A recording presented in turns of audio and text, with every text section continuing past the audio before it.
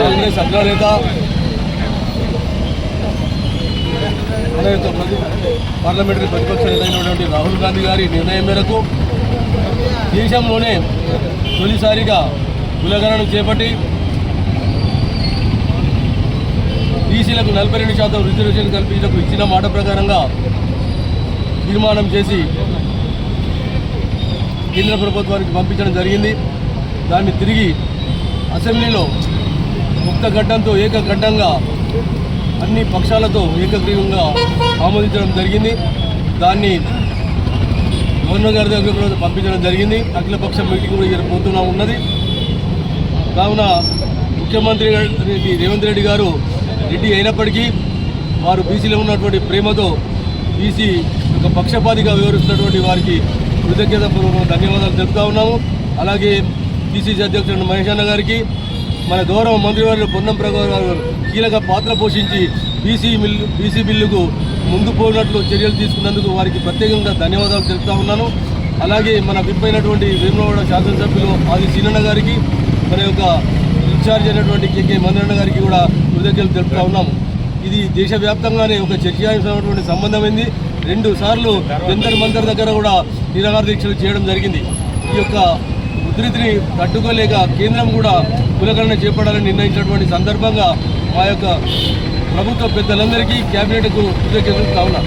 డిక్లరేషన్లో భాగంగా రాహుల్ గాంధీ గారి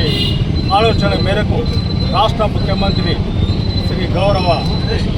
రేవంత్ రెడ్డి గారు ఏదైతే సబ్ కమిటీ వేసి పారదర్శకంగా మన కులగణన చేపట్టి వాళ్ళ 42% అమలు చేస్తామని చెప్పి దేశంలోనే మొట్టమొదటిసారిగా ఈ బిల్లు పాస్ చేసిన ఘనత మా ముఖ్యమంత్రి రేవంత్ రెడ్డి గారికి, అలాగే బీసీ సంక్షేమ శాఖ బాధ్యులు పొన్నం ప్రభాకర్ గారు బిల్లును ప్రవేశపెట్టినప్పుడు ఆది మన వేములవాడ శాసనసభ్యులు ప్రభుత్వ విప్పు ఆది శ్రీనివాస్ గారు బలపరచడం, మన రాష్ట్ర పిసిసి అధ్యక్షులు మహేష్ కుమార్ గౌడ్ గారు కూడా ఢిల్లీ నుండి హైదరాబాద్లో అయితేనేమి, ఇతర మంత్రులు అయితేనేమి పూర్తి సహాయ సహకారాలు అందించిన ముక్త కంఠంతో రేవంత్ రెడ్డి గారి ప్రభుత్వం ఈ బిల్లు పాస్ చేసిన సందర్భంగా వారికి బీసీల పక్షాన కృతజ్ఞతలు తెలుపుతూ, ఇది దేశంలోనే మొట్టమొదటిసారి చేసిన మా రేవంత్ రెడ్డి గారికి మరొక్కసారి మనసుపూర్వకంగా రాష్ట్ర బీసీ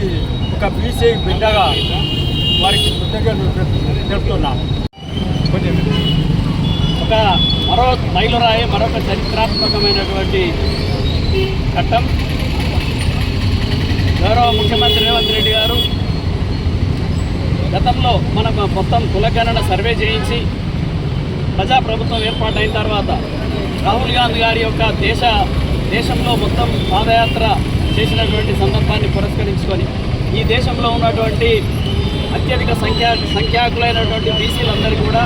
రాజకీయంగా, ఉద్యోగంగా, విద్యారంగాల్లో ప్రాధాన్యత ఇవ్వాలనేటువంటి ఆదేశాలకు, సంకల్పానికి అనుగుణంగా ఈ రాష్ట్రంలో గౌరవ ముఖ్యమంత్రి రేవంత్ రెడ్డి గారి నేతృత్వంలో కులగణన చేపట్టి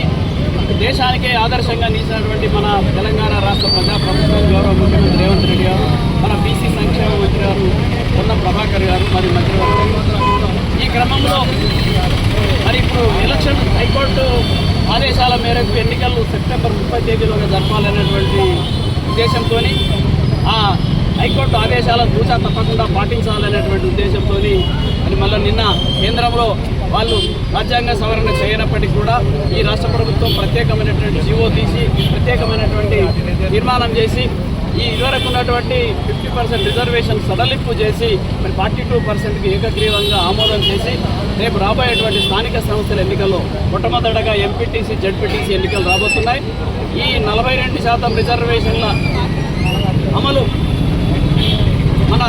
జిల్లాలో ఉన్నటువంటి రాష్ట్రంలో ఉన్నటువంటి బీసీల్లో చైతన్యవంతమైనటువంటి యువకులకు కానీ ప్రజాప్రతినిధులకు కానీ మళ్ళీ ఒక సువర్ణ అవకాశం రాబోతుందనే విషయాన్ని గుర్తు చేస్తూ ఈ యొక్క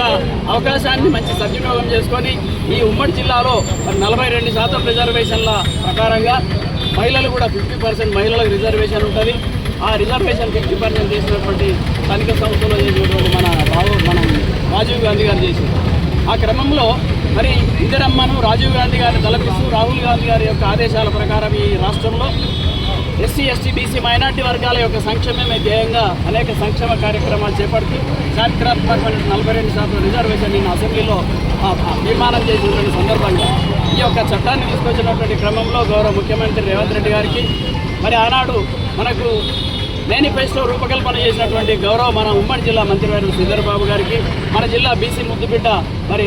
బీసీ మంత్రివర్యులు పొన్నం ప్రభాకర్ గారు ఆ బిల్లును ప్రవేశపెట్టడం, మన జిల్లాలో మన రాజన్న సిరిసిల్ల జిల్లా వేములవాడ శాసనసభ్యులు ప్రభుత్వ గౌరవ ఆది శ్రీనివాస్ గారు దాన్ని బలపరచడం, తర్వాత మనం అందరం కూడా సంబరాలు జరుపుకోవడం, ఈ రకంగా ఒక చారిత్రాత్మక ఘట్టం జరిగింది. మన జిల్లాలో ఉన్నటువంటి రాజన్న సిరిసిల్ల జిల్లాలో ఉన్నటువంటి అందరూ కూడా యువకులు బీసీ చైతన్యవంతమైనటువంటి యువకులందరూ ముందుకొచ్చి ఈ యొక్క 42% రిజర్వేషన్ సద్వినియోగం చేసుకొని రాబోయే ఎన్నికల్లో మరి యొక్క కాంగ్రెస్ పార్టీ ఘన విజయం సాధించాలి. బీసీ ప్రజలందరూ కూడా, ఎందుకంటే బీసీ ప్రజలు ఎందుకంటున్నాం, నాయకులు ఎందుకు కాదు అంటే ఇది ఒక విద్యా ఉద్యోగ అవకాశాలు ఒక పార్టీ పరంగా కాదు, విద్యా ఉద్యోగ అవకాశాలు అన్ని పార్టీలకు ఈ పార్టీ ఆ పార్టీ అని కాకుండా అందరికీ వర్తించేటువంటి విధానంగా ఉంటుంది. కాబట్టి అందరం కూడా ప్రభుత్వానికి రుణపడి ఉంటాం, అన్ని కుల సంఘాలు కూడా ప్రభుత్వానికి రుణపడి ఉంటాయన్నటువంటి విషయాన్ని తెలియజేస్తూ బీసీ కుల సంఘాలు అన్నిటి పక్షాన ఒక బీసీ బిడ్డగా, బీసీ కార్యకర్తగా, బీసీ నాయకుడిగా ప్రభుత్వానికి గౌరవ ముఖ్యమంత్రి రేవంత్ రెడ్డి గారికి, మరి మంత్రివర్గానికి, బీసీ మంత్రివర్గ పొన్నం ప్రభాకర్ గారికి, మరి ఆది శ్రీనివాస్ గారికి, మన ఉమ్మడి జిల్లా మంత్రివర్యులు శ్రీధర్ బాబు గారికి, మొత్తం మంత్రివర్గానికే హృదయపూర్వకమైనటువంటి కృతజ్ఞతలు ఈ బీసీ ప్రజల పక్షాన తెలియజేసుకుంటూ కాంగ్రెస్ పార్టీ వెంట ప్రజలు బీసీ ప్రజలందరూ ఉంటారనేటువంటి ఆశాభావాన్ని వ్యక్తం చేస్తూ మరి అందరికీ కృతజ్ఞతలు, ధన్యవాదాలు.